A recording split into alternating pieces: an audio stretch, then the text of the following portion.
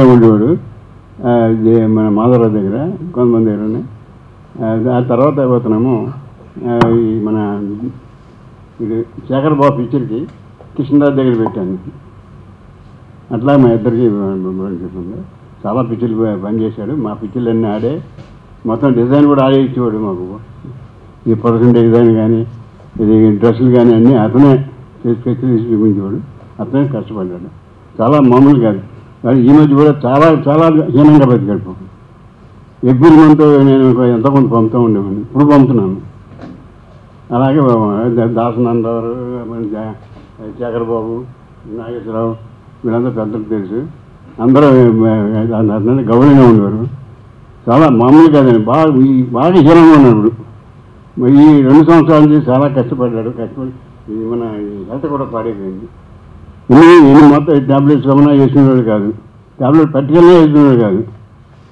అటువంటి వ్యక్తి అతనికి సానుభూతిగా చేస్తాను ఉన్నారు. సో ఇలా విషాదంగా ముగియటం మాత్రం చాలా బాధాకరం. ఆయన ఆత్మకు శాంతి చేకూరాలని, వాళ్ళ కుటుంబ సభ్యులకి ఈ పరిస్థితి నుంచి ఎదుర్కొనే మనోధైర్యాన్ని ఇవ్వాలని ఆ భగవంతుని కోరుతూ సెలవు. Friend of my father and మా బాబాయ్ కూడా మంచి ఫ్రెండ్ లింగమూర్తి గారికి. నాకు 1 year బ్యాక్ సినిమా రిలీజ్, అంతకుముందు సినిమా తర్వాత రిలీజ్ అయిన సినిమా చూసి ఆఫీస్కి వచ్చారు after very long time. That the last time I seen him. అప్పటికి కూడా ఆయనకి ఏంటంటే ఏదో మంచి సినిమా చేయాలి రాము గారు, నేను ఏదో 20 years బ్యాక్ ఒక సినిమా చూశాను, నచ్చింది రీమేక్ చేయాలని చెప్పి వచ్చారు. తీసుకుని క్యాసెట్ DVD తీసుకుని ఒకటి. Then I was telling him, ఇప్పుడు ఎందుకంటే మీకు ఇప్పుడు let you want do this ఉన్నావు, ఇప్పుడు మీరు ఇప్పుడు సినిమా తీయటం మీరు వద్దండి అంటే, లేదు చేయాలి, ఏదైనా ఇంకో లాస్ట్ సినిమా ఒకటి చేశాను అంటే. నేను అనేది అంటే ఆ తరం వాళ్ళకి దట్ ప్యాషన్ ఎంత ఏ వచ్చినా it still exist and they had is one of them. And I have no words to say. So you know ఆయన ఆత్మశాంతి చేకూర్చాలని మనస్ఫూర్తిగా కోరుకున్నట్టు. సంవత్సరాల నుంచి పరిచయం ఉందండి. ముఖ్యంగా ఈ మధ్యకాలంలో ఎక్కువగా ఆయన కలిసింది నన్నే అయి ఉంటుంది. ఎందుకనంటే ఆయన ఫిలింనగర్ సొసైటీలో సభ్యుడు, చాలా కాలంగా వెయిటింగ్ లిస్ట్లో ఉన్నాడు. రీసెంట్గా ఆయనకి ఒక 2 bedroom ఫ్లాట్ కూడా అలాట్ చేశాము. దానికి డబ్బులు కట్టడానికి చాలా ఇబ్బందులు పడ్డాడు. ఎంత ఇబ్బంది పడ్డాడంటే అసలు ఏం చేయమంటారు సూర్యనారాయణ గారు, నన్ను నా దగ్గర ఏమీ లేదు, నాకు ఎవరు అప్పించేవాళ్ళు లేరు అని కూడా చెప్పాడు నాకు. పాపం వాళ్ళ అమ్మాయి మంగళసూత్రం కూడా తాకట్టు పెట్టి 10 లక్షలు తీసుకొచ్చి ఆ ఫ్లాట్కి డబ్బు కట్టింది. అయినా కానీ ఇంకా పూర్తిగా కట్టలేకపోయాడు. ఇదిగో ఆయన ఫ్రెండ్ ఒక ఆయన ఎవరో శ్రీనివాసరావు గారు ఎవరో నాకు వాళ్ళ ఊరి నుంచి ఫోన్ చేస్తూ ఉంటాడు, సార్ ఇక వాళ్ళు కట్టలేరు కానీ ఎవరో ఒకళ్ళు చూడండి అమ్మేసేద్దాం అనే స్టేజ్లో ఆయన ఫైల్ కూడా నా టేబుల్ మీద ఉంది. ఎందుకంటే గత 1 వారం రోజుల నుంచి 2 సార్లు హాస్పిటల్కి వెళ్ళటం, హాస్పిటల్ నుంచి తీసుకురావటం జరిగిందని చెప్పారు నాకు. సార్ ఆయనకి ఏదో రకంగా హెల్ప్ చేయాలండి అని చెబితే, నేను చూస్తున్నా ఎవరన్నా మంచి రేట్ ఇచ్చేవాళ్ళు అంటే పోనీ చాలా హెల్ప్ చేద్దాం, లేకపోతే మరి వాళ్ళ అమ్మాయం నాకే చాలా ఇంట్రెస్ట్గా ఉందండి, నాకు ఉంచుకోవాలని ఉందని చెప్తే మరి ఎక్కడి నుంచి తీసుకొస్తాము డబ్బు, మరి డబ్బు కట్టాలి కదా అంటే ఏదో ఒకటి కింద మీద పడతాను అంకుల్ అని చెప్తా ఉండేది. ఏదైనా కానీ చివరికి ఆయన చేతికి రాకుండానే, అది రిజిస్టర్ కాకుండానే ఆయన ఈ లోకం వదిలేసి వెళ్ళిపోయారు. బట్ ఏదైనా ఆ ఫ్లాట్ అయిందే డెఫినెట్గా ఆయనకే ఉంటుంది, ఆయన పేరు మీదే ఉంటుంది. ఆయన ఫ్యామిలీ మెంబర్స్కి డెఫినెట్గా హ్యాండ్ ఓవర్ చేస్తాం. అది ఆయన ఆత్మకి శాంతి కలగాలని కోరుకుంటూ సెలవు తీసుకుంటాం. అన్ని ముందు పిక్చర్లు అన్నీ గీత ఆర్ట్స్కి ఆయనే రైట్ హ్యాండెడ్గా అరవింద్ గారికి ఉండి అన్నీ చేస్తూ ఉండేవారు. చిన్న వైట్ టవల్ రైట్ సైడ్ వేసుకొని ఎప్పుడు కనిపిస్తూ ఉండేవారు నవ్వుతూ. టెక్నీషియన్స్ కానీ ఆర్టిస్టులు కానీ చాలా బాగా చూసుకునేవారు. మంచి మిత్రుడు మా ఫ్యామిలీకి. గతం కొద్ది రోజులుగా ఆయనకు ఆరోగ్యం బాగాలేదు.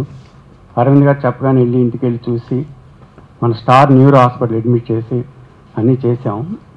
3 రోజుల తర్వాత బాగున్నారు. ఆయన ఇంటికి వచ్చిన తర్వాత బాగున్నారు. మళ్ళీ ఆ మద్యానికి అలవాటు పడిపోయి ఇలాగ అస్తమిస్తారు. గొప్ప రూపశిల్పిగా నాకు తెలుసు.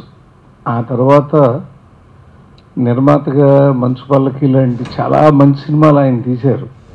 అవన్నీ లిస్టులో చూస్తా అంటే ఇంత గొప్ప సినిమాలు ఈయన తీశారా అని.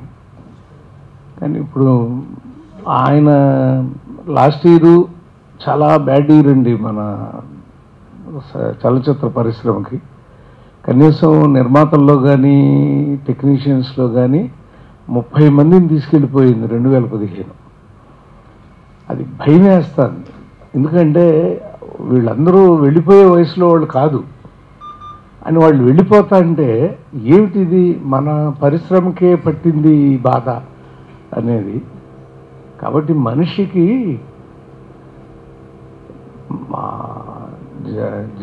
జన్మించిన వాడు మరణించక తప్పదనేది తెలిసిందేనండి. కానీ మరణించిన మనిషి యొక్క మంచితనాన్ని తలుచుకోకపోవడం కూడా పొరపాటే. ధర్మరాజుని యక్షుడు అడుగుతాడు, ఈ ప్రపంచంలోకి వెళ్ళి ఆశ్చర్యకరమైన విషయం ఏంటయ్యా? అహన్యహని భూతాన్ని గచ్చంచేవ యమాలయం శేషాస్థిరత్వమిచ్చంతి కిమాశ్చర్యం అతఃపరం అంటాడు. అంటే అనునిత్యం మనుషులు చనిపోతూ ఉంటారు. బ్రతుకున్న వాళ్ళు వాళ్ళ గురించి ఏడుస్తూ ఉంటారు, వీళ్ళేదో శాశ్వతంగా బ్రతికినట్టు. ఇంతకు మించిన ఆశ్చర్యకరమైన విషయం లేదు. ఈ వేదికలో ఎంతెంత గొప్పవాళ్ళని మనం తలుచుకుంటున్నాం. ఒక రమానాయుడు గారు, ఒక రాజేంద్ర ప్రసాద్ గారు, ఒక డివిఎస్ రాజు గారు, వాళ్ళు వయసు అయిపోయి వెళ్ళినప్పుడు అంత బాధ తక్కువ ఉందండి. ఇదివరకు 90 ఏళ్ళు అండి, పర్వాలేదులే అన్నారు. ఇప్పుడు 60 అండి, 62 అంటే పర్వాలేదు అంటున్నారండి. అంటే 60 సంవత్సరాలకి మనకు ఆశ్చర్యకరమైన విషయం ఏంటంటే, ద్రౌపది గొడ్డలోడ తీసినప్పుడు ద్రౌపది వయసు 51 సంవత్సరాలు. అంతంత వయసులుండే ఈ 120 సంవత్సరాల జీవితం మానవుడిది. అందులో సగానికి షష్ఠి పూర్తిని ఎందుకు చేస్తారంటేనండి, 60 ఏళ్ళు అవగానే నీ జీవితంలో సగభాగం అయింది అని. కానీ ఆ సగభాగమే మనం వెళ్ళిపోయే భాగాన్ని చేసుకునే పరిస్థితి ఎవరికి రాకూడదు. ముఖ్యంగా చాలా మంచి వ్యక్తి. ఇందాక ఆయన చెప్తాంటే నేను అది నిజమండి. ఎప్పుడు చిరునవ్వే, ఆయన మొహంలో చిరునవ్వు తప్ప నేను మరొకటి చూడలే. ఎన్నిసార్లు కలిసిన జయకృష్ణ గారి మొహంలో చిరునవ్వే చూశాను. ఆయన చిరునవ్వుతోనే వెళ్ళిపోయాడు, కానీ ఇంత మంచి అది కన్నీళ్ళు పెట్టేస్తున్నాడు ఇక్కడ. కాబట్టి ఆయన ఆత్మ శాంతించాలని, ఆయన కుటుంబ సభ్యుల కుమారుడు కూడా జరగకపోవడం జరిగింది. అది విన్నాం మేము అప్పుడు. ఓ దురదృష్టకరమైన సంఘటన. ఆయన కుటుంబంలో మిగిలిన సభ్యులందరికీ ప్రగాఢ సానుభూతి తెలియజేస్తున్నాను. Please do subscribe. Please subscribe. Please subscribe. Please subscribe to our YouTube channel. All the best.